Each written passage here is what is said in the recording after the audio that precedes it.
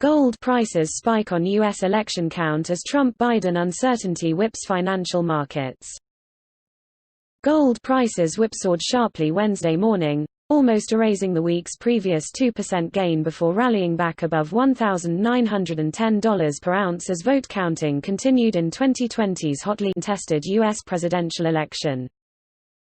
Spiking to $1,916 as U.S. polls began closing last night, gold prices then sank by $30 per ounce before regaining almost all that drop by lunchtime in London.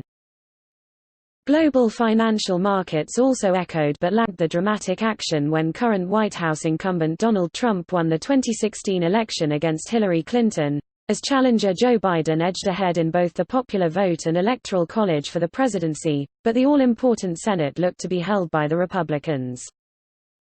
That saw longer-term interest rates fall at the fastest one-day pace since April, down 10 basis points on 10-year U.S. government bonds to 0.80% per annum, reversing the last week's rise.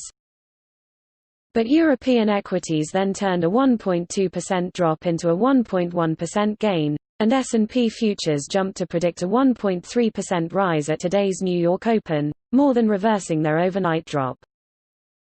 Volatility hit the FX market hardest, with the dollar knocking the British pound more than 2 cents lower after cable spiked near 2-week highs, while euro touched a 1-week high before sinking to its lowest against the U.S. currency since late July, only to regain more than two-thirds of its drop before the start of New York trade. That took the UK gold price in pounds per ounce back up to the top of its 1.2% overnight range at £1,460, while euro gold prices tested 3-week highs at €1,628. Commodity markets meantime edged higher Wednesday lunchtime, taking Brent crude oil nearly 8% above last week's 5-month low. Calling for vote counting to stop, and repeating that he is taking the result to court, Trump claimed victory at 2:30 a.m. Washington time, a move called deeply irresponsible by one pro-Trump pundit.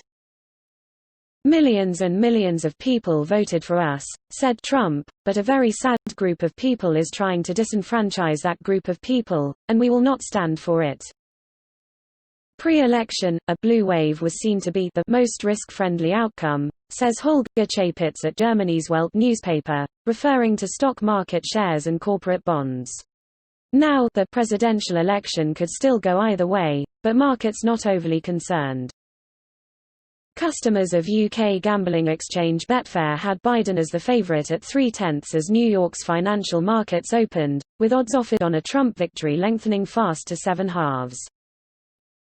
With 15% of seats still to be called, the Democrats also edged ahead of the Republicans in Congress, but Biden's party lagged Trump's in the more important race for the Senate.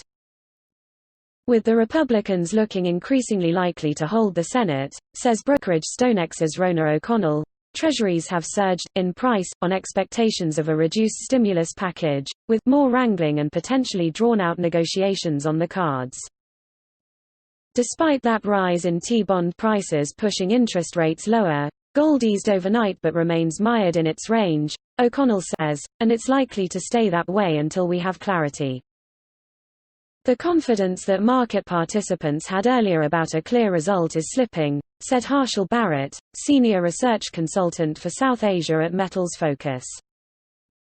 There's still a lot of uncertainty ahead for the global economy in terms of rising virus cases and fresh lockdowns, says specialist consultancy Metals Focus Harshal Barrett, meaning gold investment demand is likely to stay strong. While the giant SPDR Gold Trust ended Tuesday unchanged in size, the next largest gold-backed ETF, the iShares product expanded by 0.5% to reach a new record for shares in issue. The iShares Silver Trust meantime saw light liquidation by investors, extending its retreat from mid-August's new record size to 3.7%.